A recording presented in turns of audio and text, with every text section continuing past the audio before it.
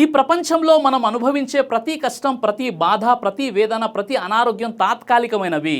ఈరోజు ఉన్నాయి, రేపు ఉండకపోవచ్చు. కానీ ఆఖిరత్లో అల్లా సిద్ధం చేసిన జహన్నం శిక్ష మాత్రం శాశ్వతమైనది. అది మన ఊహ కూడా అందరంత భయంకరమైనది. అందుకే ఖురాన్లో నరక శిక్షల గురించి ప్రస్తావన ఉంది. అంతేకాదు ప్రవక్త ముహమ్మద్ సల్లల్లాహు అలైహి వసల్లం వారు హదీసులో కూడా జహన్నం గురించి ఎన్నోసార్లు హెచ్చరిక చేసి ఉన్నారు. ఎందుకంటే అల్లా తన దాసుల్ని నరకంలో పడాలని కోరుకోవడం లేదు. వారు తౌబా చేసి సన్మార్గంలో నడిచి జన్నత్ను పొందాలని కోరుకున్నాడు. ఈ రోజుల్లో మనం చిన్న చిన్న కష్టాలకే భయపడుతున్నాం. వేసవిలో 40 లేదా 45 డిగ్రీల ఉష్ణోగ్రత వచ్చినా మనం ఇంటి నుండి బయటకు వెళ్ళడానికి భయపడుతున్నాం. పొరపాటున వేడిటి చేతిపై పడినా వెంటనే చేయి వెనక్కి తీసుకుంటాం. వంటగదిలో చిన్న అగ్నిని కూడా తట్టుకోలేము. మరి ప్రపంచంలోని అగ్ని కంటే ఎన్నో రెట్లు భయంకరమైన జహన్నం అగ్నిని మనం ఎలా తట్టుకోగలం?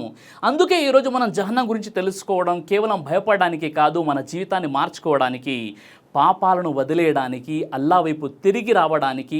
అల్లా సుబ్హానహు వ తఆలా ఖురాన్లోని సూరే ముల్క్లో జహన్నం గురించి ఎంతో హృదయాన్ని కదిలించే దృశ్యాన్ని మనకు వినిపించాడు. అల్లా ఇలా చెబుతున్నాడు, తమ ప్రభువును తిరస్కరించిన వారికి నరకయాతన తప్పదు, అది ఎంత చెడ్డ గమ్యస్థానం. ఆ తర్వాత అల్లా ఇలా చెబుతున్నాడు, వారు నరకంలో పడవేయబడినప్పుడు దాని భయంకరమైన గర్జనను వింటారు. అది కోపంతో ఉడికిపోతూ ఉంటుంది, ఆగ్రహంతో పగిలిపోతున్నట్లుగా కనిపిస్తుంది. ఒక్కసారి ఆ దృశ్యాన్ని ఊహించండి. మనం ఈ ప్రపంచంలో సముద్రపు అలల గర్జన విన్నా భయపడతాం, పెద్ద మెరుపు శబ్దం వచ్చినా ఉలిక్కి పడతాం, ఒక పేలుడు శబ్దం విన్నా గుండె దడదల ఆడిపోతుంది. కానీ ఖురాన్ చెబుతుంది, జహన్నం స్వయంగా గర్జిస్తుంది, కోపంతో ఉడికిపోతుంది. అక్కడి శబ్దమే మనిషి హృదయాన్ని వణికించేంత భయంకరంగా ఉంటుంది. అల్లా ఇంకా చెబుతున్నాడు, నరకంలో ప్రతి సమూహాన్ని పడవేసినప్పుడు అక్కడి సంరక్షకులైనటువంటి దైవదూతలు వారిని అడుగుతారు, మిమ్మల్ని హెచ్చరించడానికి ఎవరు రాలేదా? అప్పుడు వారు తలదించుకొని ఇలా సమాధానమిస్తారు, వచ్చారు, మమ్మల్ని హెచ్చరించడానికి ప్రవక్తలు వచ్చారు, కానీ మేము వారిని అబద్ధికులని తిరస్కరించాము, అల్లా ఏమి అవతరింపజేయలేదని చెప్పాము. ఆ తర్వాత వారు మరింత బాధతో ఒక మాట చెబుతారు.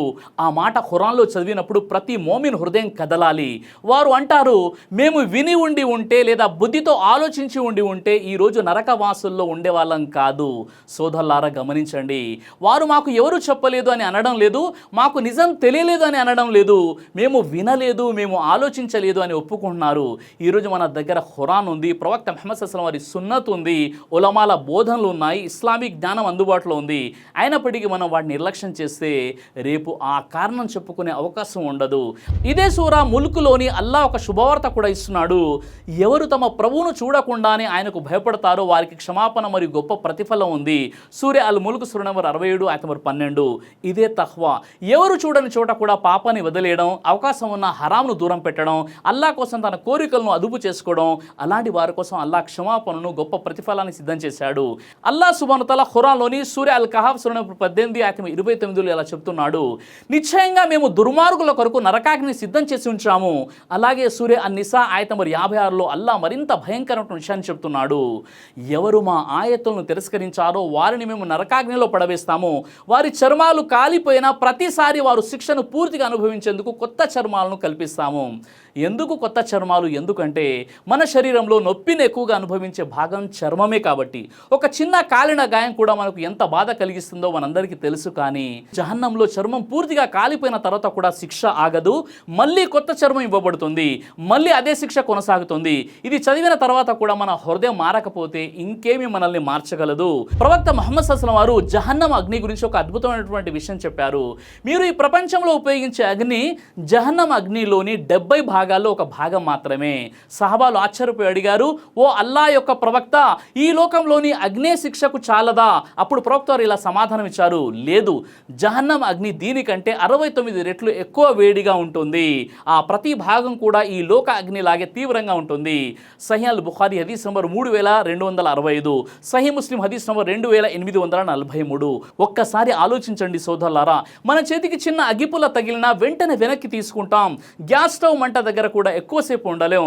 మరి ఈ లోక అగ్ని కంటే 70 రెట్లు భయంకరమైన జహన్నం అగ్నిని ఎలా తట్టుకోగలం? అందుకే తెలివైన మోమిన్ పాపం చేయడానికి ముందు ఒకసారి నరకాగ్ని గుర్తు చేసుకుంటాడు, అల్లా కోపాన్ని గుర్తు చేసుకుంటాడు, వెంటనే ఆ పాపం నుండి దూరంగా వెళ్ళిపోతాడు. జహన్నం గురించి తెలుసుకోవడం మనలో నిరాశను కలిగించడానికి కాదు, అల్లా వైపు తిరిగి రావడానికి. తోబా చేయడానికి ఇంకా మనకు అవకాశం ఉంది, ఇంకా మనం బ్రతికే ఉన్నాం, ఇంకా మన తోబా తలుపులు అనేవి మూయబడలేదు. ఈ అవకాశాన్ని కోల్పోవద్దు. ప్రవక్త ముహమ్మద్ సల్లం హదీసుల ద్వారా జహన్నం ఎంత భయంకరమైనదో తెలుసుకుందాం. ఒక హదీస్లో ప్రవక్త ముహమ్మద్ సల్లం జహన్నం అగ్ని ఎలా సిద్ధం చేయబడిందో తెలియజేశారు. ఆయన ఇలా చెప్పారు, జహన్నం అగ్నిని 1000 సంవత్సరాలు వెలిగించారు, అప్పుడు అది ఎర్రగా మారింది. తర్వాత మరో 1000 సంవత్సరాలు వెలిగించారు, అప్పుడు అది తెల్లగా మారింది. ఆ తర్వాత ఇంకో 1000 సంవత్సరాలు వెలిగించారు, చివరకు అది పూర్తిగా నల్లగా మారింది. ఇప్పుడు ఆ అగ్ని నల్లగా చీకటిగా అత్యంత తీవ్రమైన వేడితో ఉంది. ఈ హదీస్ను మనం ఒక్కసారి ఆలోచిస్తే ఆశ్చర్యం కలుగుతుంది. ఈ ప్రపంచంలో చూసి అగ్ని ఎర్రగా ఉంటుంది, కొన్నిసార్లు తెల్లగా కనిపిస్తుంది. కానీ ప్రవక్త చెబుతున్నారు, జహన్నం అగ్ని అంతటి తీవ్రమైన వేడితో నల్లగా మారిపోయింది. అది వంట చేయడానికి ఉపయోగించే అగ్ని కాదు, వెలుగు ఇవ్వడానికి ఉపయోగించే అగ్ని కాదు, పాపం చేసిన వారిని శిక్షించడానికి ప్రత్యేకంగా సిద్ధం చేయబడినటువంటి అగ్ని. అందుకే ఒక మోమిన్ పాపం చేయబోయే ముందు ఒక్కసారి ఆగి తనను తాను ప్రశ్నించుకోవాలి, ఈ చిన్న పాపం కోసం నేను జహన్నం అగ్నిని భరించగలనా? కొన్ని నిమిషాల హరాం ఆనందం కోసం అంతులేని శిక్షను కొనుక్కోవడం తెలివైన పని అవుతుందా? ఈ ప్రశ్నను ప్రతి ఒక్కరూ తమ హృదయాన్ని అడగాలి. మరో హదీస్లో ప్రవక్త వారు జహన్నం గురించి మరొక ఆశ్చర్యకరమైన విషయాన్ని చెప్పారు. జహన్నం అల్లాహ్తో ఇలా ఫిర్యాదు చేసిందట, ఓ నా ప్రభు, నా ఒక భాగం మరొక భాగాన్ని తినేస్తుంది. అప్పుడు అల్లాహ్ దానికి సంవత్సరంలో 2 శ్వాసలు తీసుకునే అనుమతి ఇచ్చాడు. ఒక శ్వాస వేసవి కాలంలో, మరో శ్వాస చలికాలంలో. అందుకే ప్రవక్త వారు చెప్పారు, మనం వేసవిలో అనుభవించే అత్యంత తీవ్రమైన వేడి జహన్నం వేసిన ఒక శ్వాస ప్రభావం. అలాగే చలికాలంలో అనుభవించే అత్యంత తీవ్రమైన చలి కూడా జహన్నం మరో శ్వాస ప్రభావం. సోదరులారా, ఒక్కసారి వేసవిలో మధ్యాహ్నం ఎండలో 5 నిమిషాలు నిలబడి చూడండి, శరీరం మొత్తం వేడెక్కిపోతుంది. నీడ కోసం వెతుకుతాం, చల్ల నీరు తాగాలని అనిపిస్తుంది. మరి అది జహన్నం శ్వాసలో ఒక చిన్న ప్రభావం మాత్రమే. అయితే అసలు జహన్నం శిక్ష ఎంత భయంకరంగా ఉంటుందో ఒకసారి ఆలోచించండి. అందుకే వేసవిలో తీవ్రమైన వేడి వచ్చినప్పుడు ఎంత ఎండగా ఉంది అని మాత్రమే అనకుండా, యా అల్లా జహన్నం నుండి నన్ను రక్షించు అని దుఆ చేయాలి. అలాగే చలికాలం తీవ్రమైన చలి వచ్చినప్పుడు కూడా ఆ హదీస్ను గుర్తు చేసుకోవాలి. ప్రతి ఋతువును కూడా ఆఖిరత్ను గుర్తు చేసుకునే అవకాశంగా మార్చుకోవాలి. ప్రియమైన ముస్లిం సహోదరులారా, అల్లా మనల్ని భయపెట్టడానికే జహన్నం గురించి చెప్పలేదు, మనల్ని రక్షించడానికి చెప్పాడు. ఒక తండ్రి తన బిడ్డకు ఆ మంట దగ్గరికి వెళ్ళొద్దు, కాలిపోతావని చెప్పినప్పుడు అతన్ని భయపెట్టడానికి చెప్పవడు, అతని ప్రాణాన్ని కాపాడడానికి చెప్తాడు. అలాగే అల్లా కూడా ఖురాన్లో జహన్నం గురించి పదే పదే హెచ్చరించడం ఆయన అపారమైన కరుణకు నిదర్శనం. అందుకే మనం ఈరోజు ఒక నిర్ణయం తీసుకుందాం, ఇక నుండి 5 వేళ నమాజ్ను ఎప్పటికీ వదలకూడదు. ఖురాన్ను ప్రతిరోజు చదవడానికి ప్రయత్నించాలి. తల్లిదండ్రుల పట్ల మంచిగా ఉండాలి. హరాం సంపదకు దూరంగా ఉండాలి. అబద్ధం, గీబద్, వడ్డీ, జినా, మద్యం, అన్యాయం వంటి ప్రతి పాపం నుండి దూరంగా ఉండాలి. ఒకవేళ పాపం జరిగితే వెంటనే తౌబా చేయాలి. ఎందుకంటే తౌబా చేసే దాసులను అల్లా ఎంతో ప్రేమిస్తాడు కాబట్టి. ప్రవక్త ముహమ్మద్ సల్లల్లాహు మనకు నరకం నుండి రక్షణ కోసం ఎంతో అద్భుతమైనటువంటి దువాల్ని కూడా నేర్పించారు.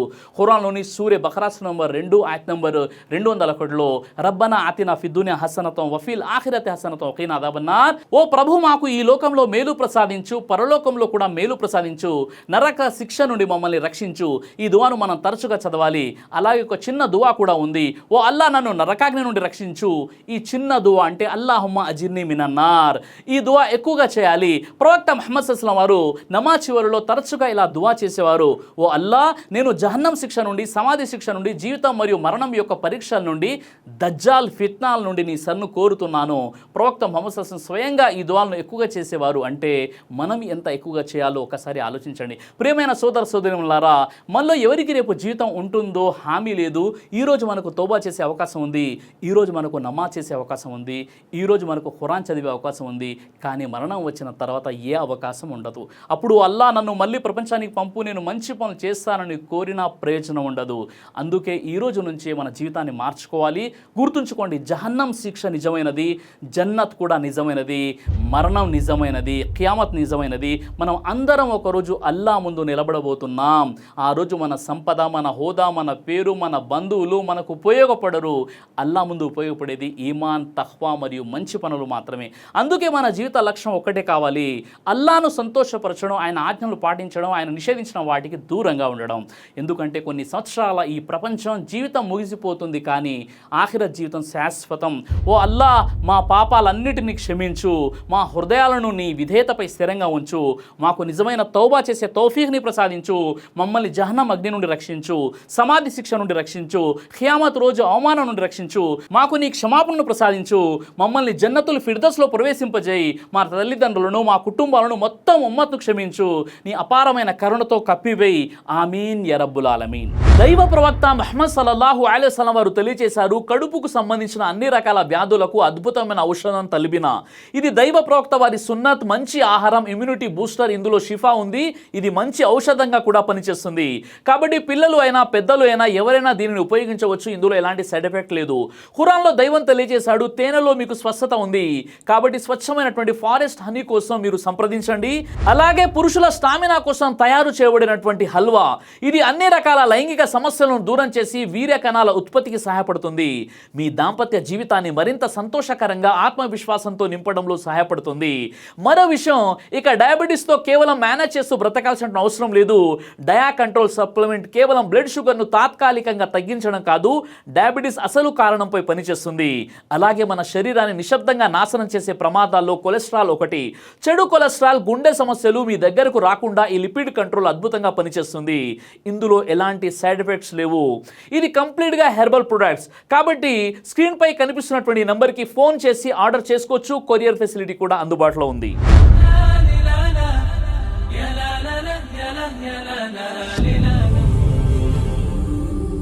బ్రదర్ సిరాజ్ అని యూట్యూబ్ ఛానల్ని మీరు సబ్స్క్రైబ్ చేసినట్లయితే ఇన్షాల్లా దేవచిత్తం అయితే మీకు వీడియోస్ వస్తుంటాయి. అదేవిధంగా బ్రదర్ సిరాజ్ అనేటటువంటి ఫేస్బుక్ని కూడా లైక్ చేయడం వల్ల మీకు వీడియోస్ వస్తుంటాయి.